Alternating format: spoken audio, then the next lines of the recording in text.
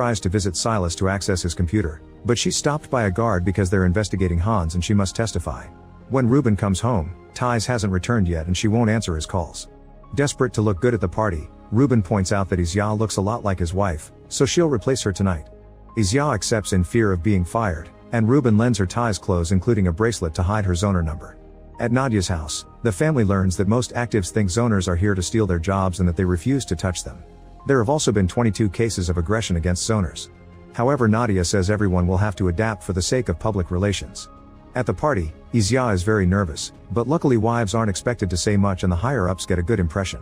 Ruben makes her dance with him, but Isya can't take it anymore and leaves. As she goes down the corridor, she discovers that the other children are making fun of Maëlle for being mute, causing her to scream. Suddenly Silas shows up and takes her away. When the family reunites, Silas reveals he knows Thais has been replaced and scolds Ruben for his weak family.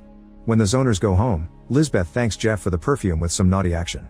Isya shows Noah the money she's made and they hide in a secret box with their savings. Meanwhile, Thais is finally freed and goes to meet with Hans, only to find Jean instead. She explains that she failed her mission and when Jean gets too pushy, Thais becomes anxious and demands to see Hans, so Jean knocks her out and takes her to the zone so Boris can hide her too. The next day, Ruben realizes Thais is gone for good and asks Isya to replace his wife at work. He even teaches her how to use the system.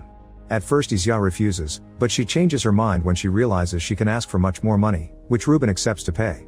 At the office, Ruben is accepted as one of the candidates for the director position. Isya is nervous and makes a few mistakes at the computer, but her fear of getting caught helps her concentrate and she begins to work well.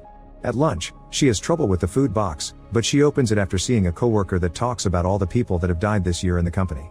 Because she doesn't eat fast enough, her food is taken away when the lunch break ends and she must return to the computer. Meanwhile, Jeff meets with Nadia and her family, and he's given the position of Monroe's special advisor.